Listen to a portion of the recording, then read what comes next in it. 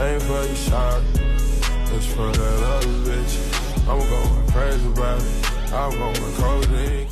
What's up? It's your boy Reemus and welcome back to the Superior Code. We're speaking about the pros and cons of certain sections of the manosphere, and today we're speaking about the benefits or the negatives of the toxic boy, city boy, the toxicity movement that's going on for men as they're embracing being more toxic.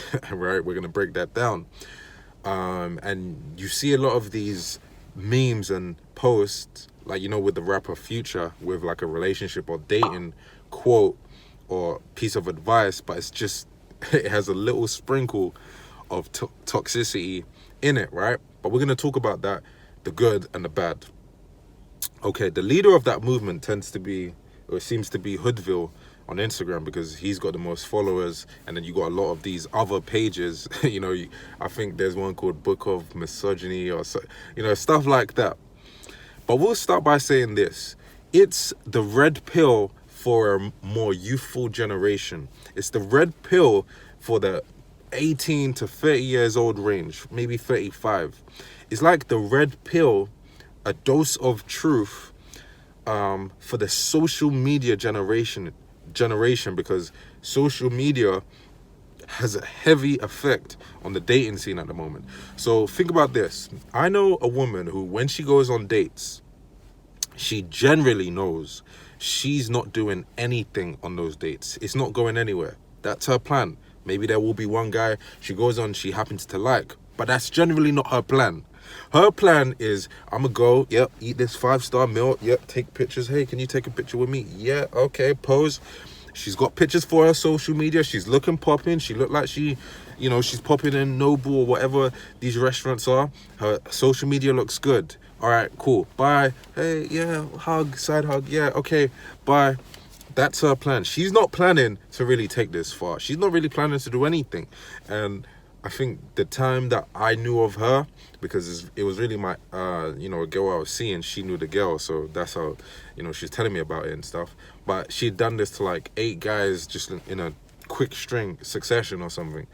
And yeah, it makes sense that men would want to be able to combat and resist that type of stuff by gravitating towards being a bit toxic, so he can still get what he wants. He still wants to fuck, so he's gonna need to learn how to, you know, when he navigates with that woman, he's gonna need to learn how to get her, you know. And by being toxic, a girl like that will get caught up in his web. So we'll speak about this, right? It gives men the arsehole energy that men need today, because a lot of them are pussies and a lot of them let women play them. But it also gives women that arsehole energy that they need, because they love that. It stimulates their emotions. Do you get what I'm saying? It's like a woman says she wants a nice guy, but generally you're not gonna go with that guy because he's boring.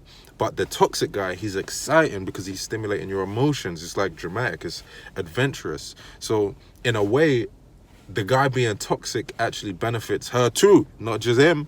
It also benefits her. And a lot of women deep down, they know this. You see comments like this on Instagram all the time where they kind of fess up to it. But I don't judge it, because it helps men understand the mind games needed to trigger attraction and trigger her chasing. It helps to put him in that patriarchal position of her, you know, kind of fighting for his validation and stuff when he's doing these toxic tactics. It's just, as I said, it's like he's understanding the mind games, but just in a little bit of a toxic way, which is a reaction to how the dating scene is at the moment. It's also a way of satisfying his masculine needs and still being in line with some of the principles of masculinity, like adventure, order and strength. Or maybe not order, we'll take that one, but we'll say definitely stuff like adventure, being in a higher position and stuff. Because when you're being toxic, you're kind of putting her, like, let's say one of the masculine needs are variety, so having more than one option. There was a post that Hoodville did where I was like, he texted all of the girls in his contacts or something, but he texted them like within a minute, just copy and pasting the same exact message. Well, when you think about that, that's satisfying the masculine need for variety. So being toxic helps to satisfy that. But the problem is, and this is what we're going to go into with the cons, is that he's satisfying those masculine needs, but he's doing it covertly. It's like he can't come out and be a man. He has to do it in a more secretive way through the toxic techniques. Do you get what I'm saying? And I totally get it, because it's not that easy, especially in the context of this current society, for you to just come out and do that. But at the same time, it's like he is satisfying his masculine needs on a covert level, but overtly, he's not being that type of man. Do you get what I'm saying? He's not owning it, honestly. So, for example, there was this guy who, on the Hoodville page, he commented below saying, "Toxic boys for life." So that's the hashtag of that movement. And he commented that, and his girl came under and said, "You?" As in, like, what are you doing here? And he replied saying, "Someone took my phone." Now, that's just obviously playing games and stuff like that, which, again, women love. So women deep down know what men are like. They know we'd rather be like that rather than being like the good little puppy dog that they want us to be.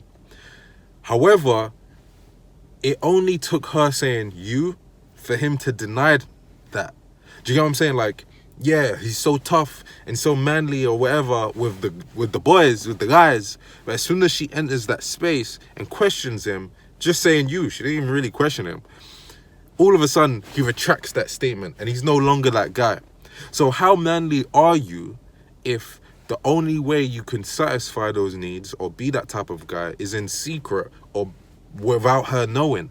How manly are you if she presses you and you retract your statements immediately? It should be like, "Yeah, I'm here."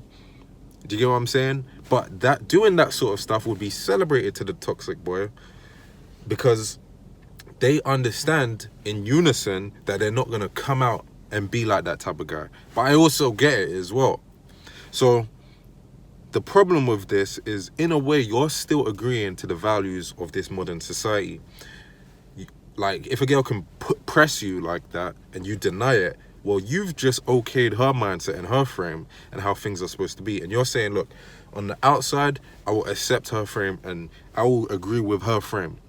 However, on, like, without you, like, when you turn around, I'm going to go back to doing things how I want to do it. I'm going to be on my own frame. I'm going to be on a don't ask, don't tell type of policy, which the woman would kind of agree to, because she knows men aren't like what she's trying to make it, but she also knows society's on her side, and she knows that's how she feels comfortable, so she's gonna set the frame how she wants to set it. But that guy is conforming to it, which is really okay in these modern values of today. And it's like, let's say, for example, when it comes to cheating, the toxic boy, of course, is gonna okay cheating, but if you're lying about it, how manly are you? How manly are you if, well, cheating is deception and is lying, but a man is supposed to be the truth. So if you're lying, how manly actually are you? It's like you can only do it and you can only be that type of guy underneath the surface, not on top of the surface. So again, it's agreeing to modern values and even agreeing to a bit of gender role reversals. Okay. It also plays into the chaoticness of women's toxicity, because it doesn't... This is why I took back saying, it's about order, because it doesn't establish order. Because, again, if it's not under your frame, you can't really establish order. So the toxic boy is more likely to get in, to play into the chaoticness and the toxicity, because he's like that himself. But I would say that, like, you might let a woman disrespect you when you're playing towards her toxicity, and I don't feel like that's what a man's supposed to do. I don't think a man's supposed to let her get away with that. So it's a good reaction to the current dating context. It's like you're put in a position where you're forced to be a little bit toxic to get what you need to get.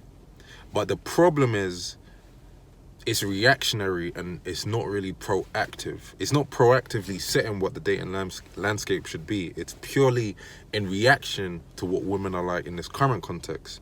But I want to know what you think. Comment down below and let Reemus know.